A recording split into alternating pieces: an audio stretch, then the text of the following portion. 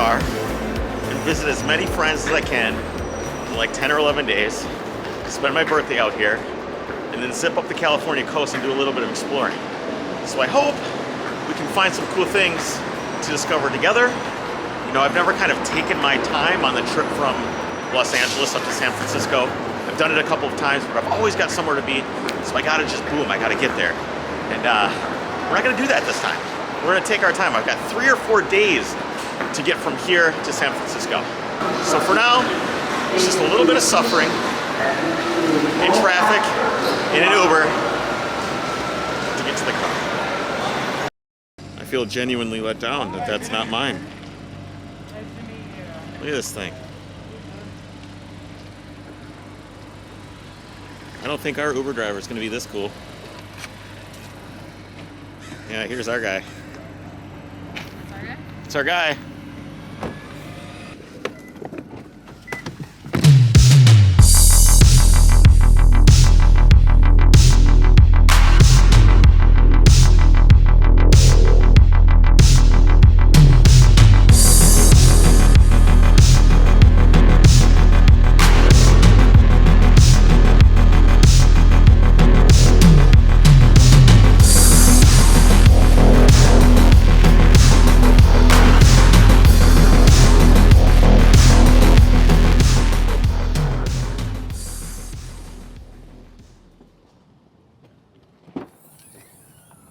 Hey man, I think I'm outside the garage.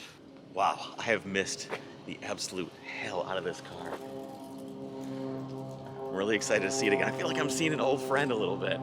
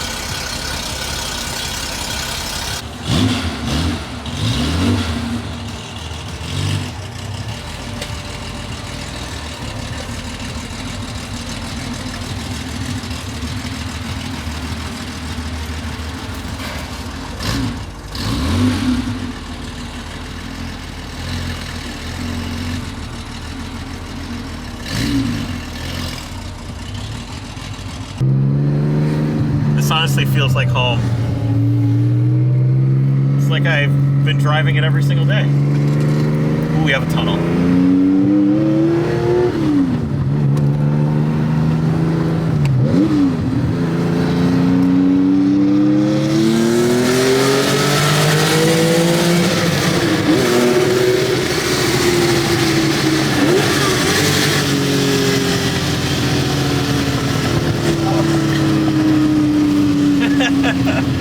Oh, what a great thing.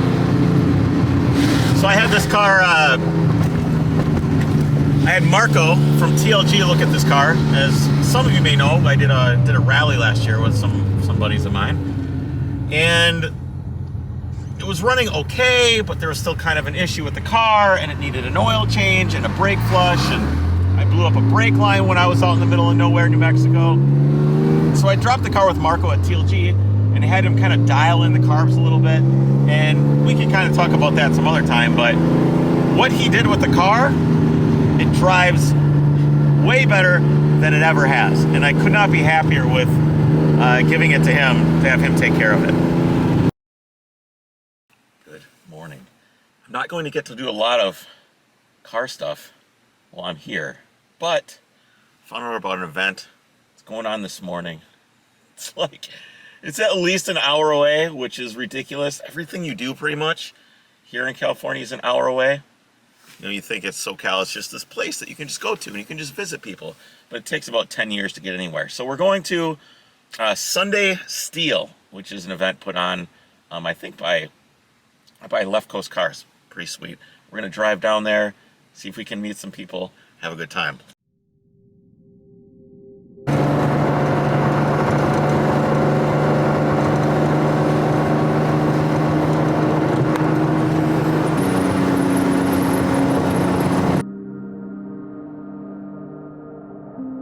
Well, guys,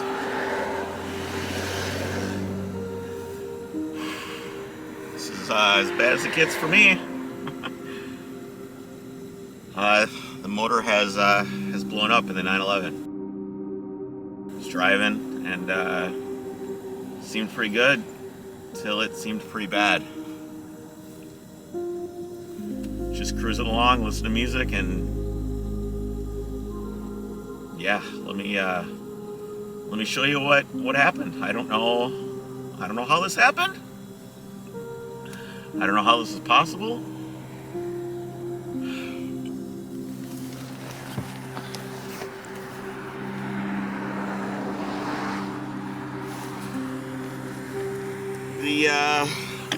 One of these oil lines was just, the clamp was just loose. That clamp right there, right off the tank that feeds the pump. It was just loose. I don't know how that happens. I don't understand. I don't understand how that just, I don't know what to do.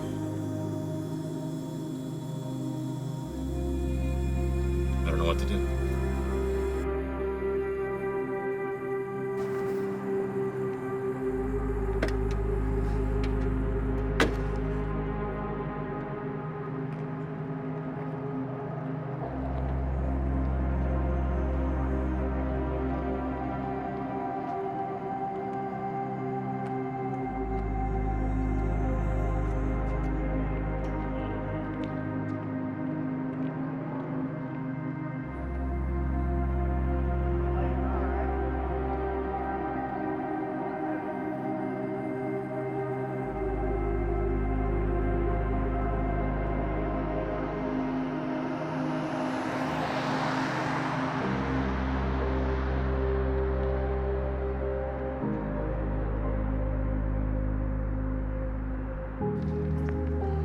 I don't know, guys.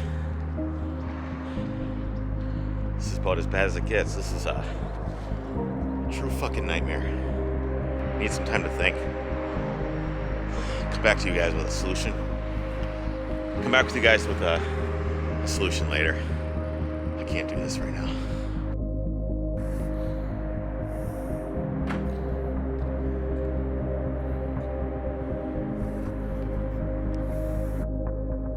Call the tow truck. Tow truck's gonna take it over to the shop and we'll crack it open and see what happened, I guess. Car should be pretty safe here. I see it's Griffith Park. It's probably an okay place to leave a Porsche. And yeah, that's it. This is just gonna have to be something we figure out together. I can't narrate what's going to happen for you guys. We're just going to have to go through it and find out what happens. You know what? Now that I'm settled, I can kind of explain what it felt like. You know, I was just kind of cruising along. Everything sounded fine, and then it sounded really not fine. It was more like it started vibrating. This is all within the course of 2 seconds. Okay, vibration. Oh fuck! Kind of like a sound similar to like if the exhaust fell off or something like that. It just got loud, and then I looked down, there's no oil pressure, and I turned the car off immediately and coasted like forever into this little parking lot over here. I mean, when I got back there and I looked on the ground and saw the oil pouring out of that hose, there's definitely metal in that oil. I could see it. It's not good. Needless to say, it is not good. Had a pretty good vibration. So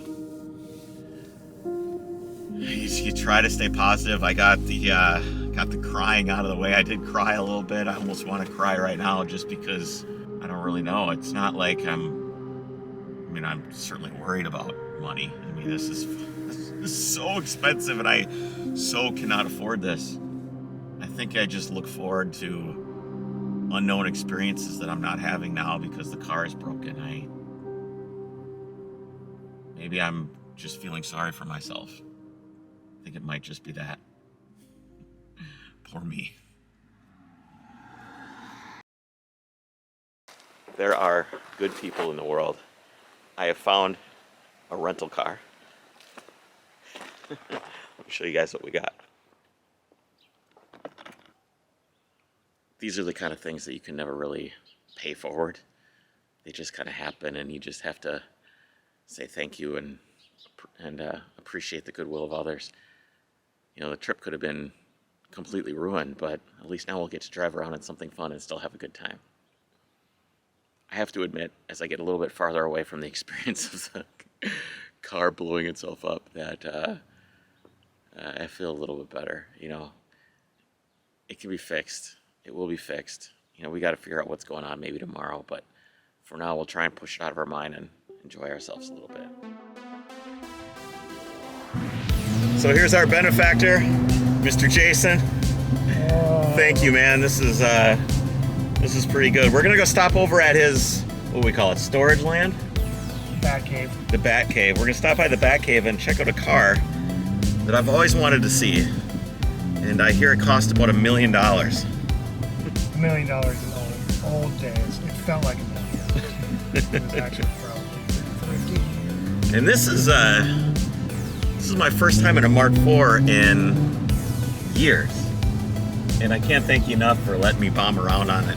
Oh, It's gonna be great. anytime. The old rental is available anytime. The town bike? Yeah.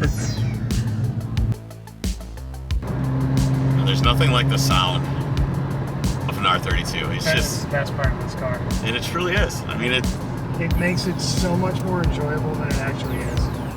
If you were deaf, you might not like this car. what's interesting is that the sound of these cars, you know, they always say that your sense of smell or whatever is something that can take you back to another place like that. For me, the sound of this car takes me back to, you know, the Mark II VR that I had. I mean, it's not exactly the same, but, and just riding around in my buddy's R32 at Waterfest and H2O and these different events and everything. Yeah. It just takes you back to another time. There's something endearing about a VR6 that is beyond the numbers, you know? Unless they put it in an Atlas. Unless they put it in And then not so much.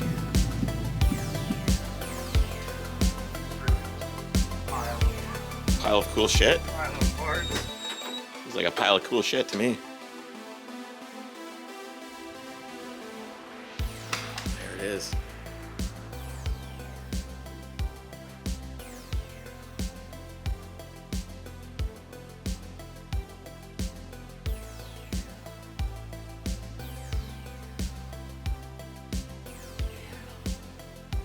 Did you ever think when you bought this car that it was going to turn into that?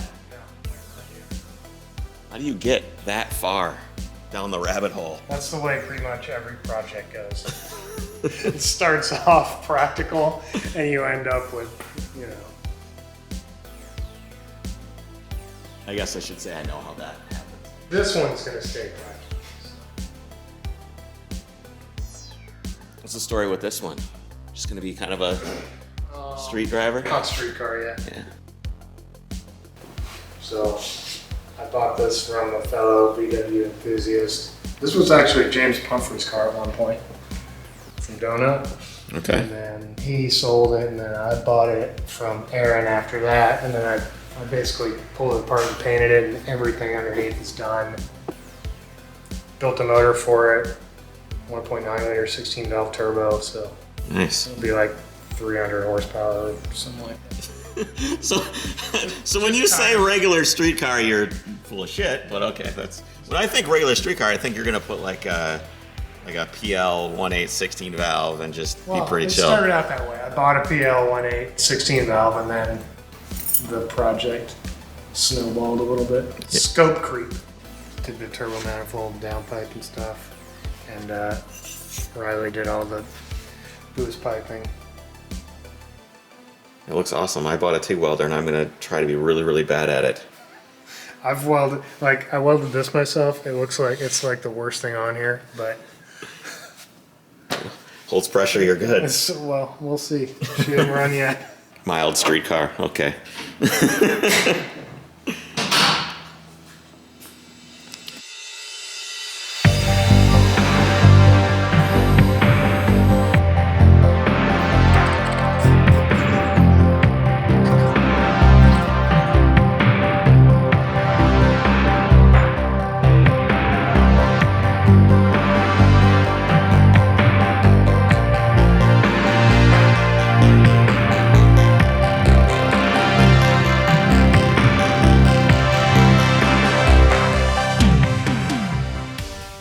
It's cool to see this stuff hand painted. That doesn't really come across necessarily when you see it in pictures and stuff like that. Brush strokes are cool. Like, I mean, all this stuff is, he sprayed layers on it.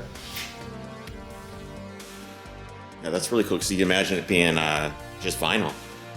I didn't know that was all hand painted. That's, yeah, lots of people think it's vinyl. That's phenomenal. Oh, all this stuff. Look at that. There's not a sticker on the whole thing. It's all painted. Wow.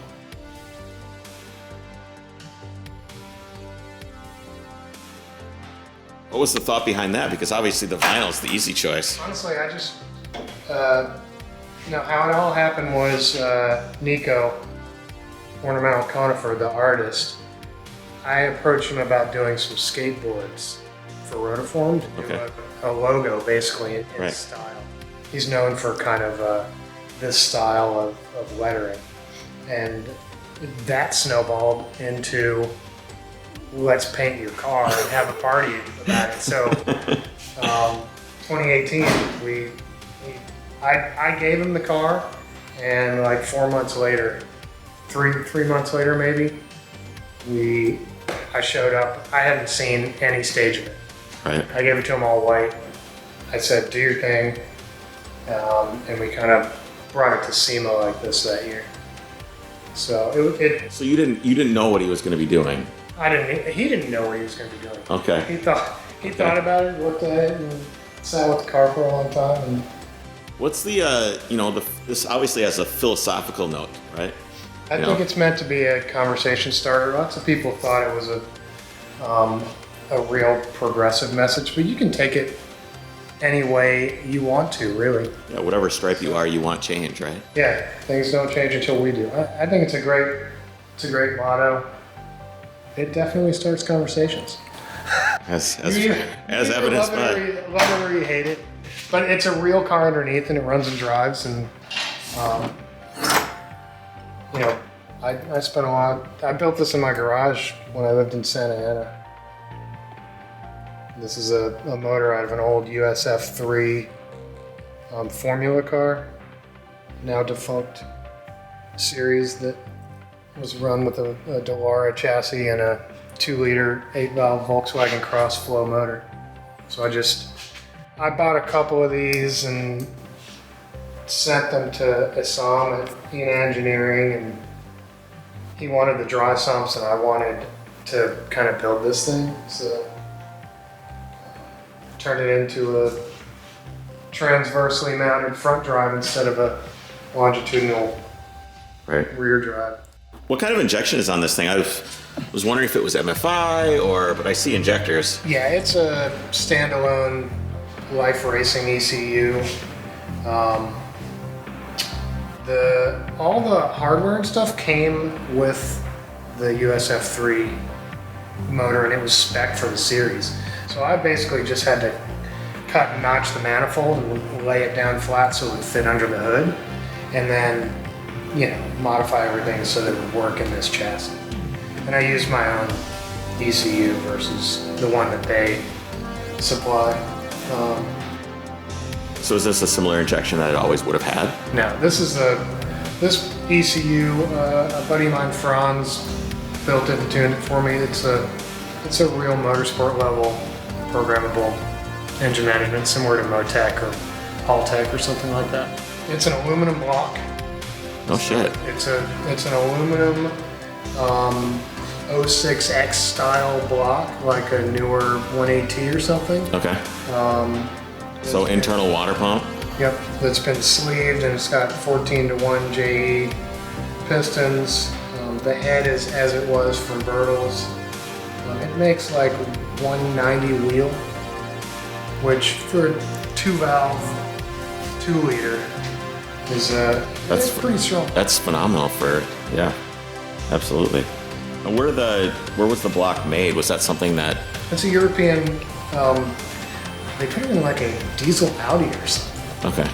I saw them at Ena Engineering source the block for me, and then we put pistons in it here. Well, that's awesome. I didn't even know that existed. Yeah, so it's lighter. It's 70-something pounds lighter than the iron block. Not bad. Which in an 1,800-pound car makes it over the front axle. Weight is king, right? Yeah. All right, dude, I'm gonna get out of your hair. We'll catch you later for dinner. I'm gonna go steal your R32 and take it to lunch and head off to the hotel. Enjoy. Again, thank you so much, man. I really appreciate it. All right, opening scene of the video. There he is. Black hoodie, chucks. Oh yeah, get real emotional over there. What happened to your girl? Now that my Porsche is broken, Now you can just sit she here. doesn't want to be with me anymore. No. All right, look out. There's your ship out there. The ship that can take me away from this place. Yeah, your cruise ship. So I'm sitting here kind of being emo over on the beach about how much despair I'm in that my motor blew up. Jason definitely helped out the morale with that for sure. And then I got a text message that I should go over and check out the oil stain lab warehouse. And if that's not going to be good for morale, I don't know what is. You know, I know I've seen the Half 11 project on the internet a lot, and I know that I've seen it running. So I don't know what we're going to see when we get over there, but I think we should go check it out. So oil stain lab guys are pretty cool. They're brothers, twins actually, and they run the shop and they do a lot of design stuff too. We had them on the podcast. It was really interesting listening to just design theory and concepts behind kind of what they've been working on over there. So I think we should hang up the despair. They sent me a message. They said, hey, come on, see the warehouse. Come check it out. I think that sounds like the thing to do. Let's head over.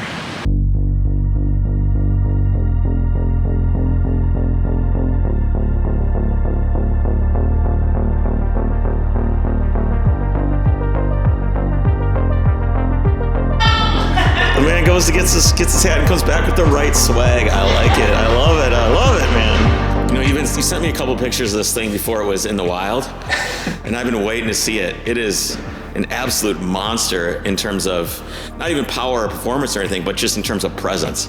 You know, it's got a monster presence to it. You can also see how it compares to a regular 911. Yeah. Which is kind of cool. I think it's the first time they've been together, like side by side. So wheelbase is a little bit longer on this. This is basically the engine is flipped around. It's mid-engine now. And then there you can see basically the Half 11 tub where it's been sliced. Obviously the tub started here. Well, it was a full tub. And we sliced it here the first time. And then we kept building, and then we sliced it here again because all this was just getting in the way.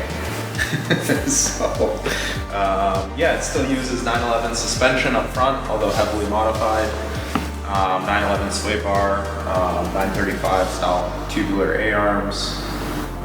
Steering rack position is still a 911. It's a 911 rack. But everything else has been customized because the whole seating position has been moved forward like 7 inches. Yeah, what else? Why did you build this thing, man? That's the question is, why does this thing exist? It exists because a Formula One crashed into a 911 back in 1970s and it needed to be recreated. No, we wanted a car that would scare us. And this, I think, is gonna do the trick. Only done about 68% throttle and it was terrifying. So yeah. And obviously we get to design, you know, we're car designers, so for us to design a car like this, you can't do that today with all the regulations and the laws. Right. So this is our creative freedom. So what inspired the look and the feel of the car? The look and feel. Well, I mean, we're creating the whole fake history, so it had to basically fit into that time period. You know, cars like 330 P4, 917, 908, obviously GT40, and just cars that were scary, you know, where you had to commit to go drive it. It wasn't, you know, wasn't like a modern supercar where you can kind of daily drive it. This was something, you know, you wanted something you had to dress up and feel a little bit of respect, and, you know, it's like going to church on something. You gotta have earplugs in your pocket, right? It's not that loud. It's not that loud. I don't believe you. Inside, in the driver's seat, it's not that loud. When you stand behind it, it's ear-shatteringly loud. It's very loud and painful. But driver's seat's fine. So you've had it out on the track a little bit. What's kind of future plan for the car? Is it when you get it done, or what do you want to do with it? Yeah, I mean, next couple of months, we're going to be finishing up bodywork, the handmade bodywork. We're going to be doing the interior. So the whole interior will be, you know, kind of designed and shrouded in, so it won't be so raw. And then it's got to get street legal, so that's our next little hurdle. Do you have to get it inspected? Or do they just kind of, as long as you have the 911 VIN, is it just kind of... It's going to be registered as an old 911. Okay. And that's all I'm going to say. Just, I kind of wonder what the process of that is. Yeah, it's just registered like an old Model T hot rod. Okay, yeah. So it's For smog sure. exempt, so we can do whatever we want. There's no real tests that they need to do or anything. They just need to see a taillight and a headlight, and then we're okay. That's easy enough. Yeah. God bless America. Can you tell me about the engine a little bit? Yeah, I mean, the engine is LS based. What was the choice on that? I mean, obviously, you know, you think, oh, I just put a 928 motor in there, even though that motor's awful. But what's the reasoning behind this choice? We looked at a 928 motor, and we talked to the top engine builder in the country, and he sent us, we're like, yeah, send us some numbers, some specs, like we'll put it in our CAD model, we'll figure it out. He sent us the numbers, we're like, kind of big. Is that with like all the accessories? He's like, no, that's just the block. And we're like, holy crap. It's big. There was no way we could have kept the look and feel of what we wanted without, you know, dramatically increasing this car's like width, everything. Right. So the original choice, of course, was we weren't gonna do an LS, but then we decided, you know what, it lets us basically evaluate water cooling. So in case we want to build more of these, obviously the modern Porsche engines are water cooled, so we know how to do that now. Also, a little bit of inspiration, McLaren F1 used an LS engine to test their transmission and the first central drive car. Okay. So, not saying we're McLaren, but it worked for them. So yeah, it's kind of a race motor. It's dry sumped. It's de-stroked. It's big bore. I think it's around 370 cubic inches. Should rev out 8.5 or so. Basically told the engine builder, JMS, we don't want any like torque really, just let it rev. Like we don't care about horsepower, don't care about torque, just let it rev. But still it made 650 engine, 550 at the wheels. That's pretty good numbers for not caring. Yeah. It's not bad. It's pretty fast. The whole thing weighs 1,800 pounds right now, with all fluids and everything. So yeah, we're in the process of redoing the intake because this is our big limitation right now. So we're in the process of getting basically log air filters like they run on the old F1 cars. Yep. And then custom carbon fiber printed velocity stacks. So those should be here in a couple months. Tell me about this exhaust a little bit. Yeah. So This is like, I mean, this is beautiful. I know this whole thing is crazy and beautiful, but this exhaust is really something else. So the exhaust is a crazy thing. It's all 3D printed in Canal. 3D printed what? Say that again? 3D printed in Canal. In Canal. In Canal. What's in Canal? So it's like a combination. It's a stainless steel alloy. And they use it for exhaust in like Formula One. Okay. It's basically a really high strength stainless steel. I'm not a metallurgist, so if I'm saying the wrong thing, you can cut this. But yeah, basically it's got 1 millimeter wall thickness. So it's really strong at high temperature. That's why it's used. Okay. You can use titanium, which is a little bit lighter, but not as strong, I think, at high heat. And it's also, you know, from the exhaust flange all the way to here, it's 3D printed. Then that was made by Riley, that section, and the exhaust tip is also 3D printed. Okay. And we work with a company here locally in Torrance. And they have, I think, like one of the only machines that does DSLM, direct DLM versus DLS. So it's a melting process, so it's a powder, and it basically turns into a liquid, and then the part comes out of the liquid. Okay. All of the previous systems used laser sintering, so they used a laser to just kind of get it hot, but it wasn't really a liquid. So this is technically stronger.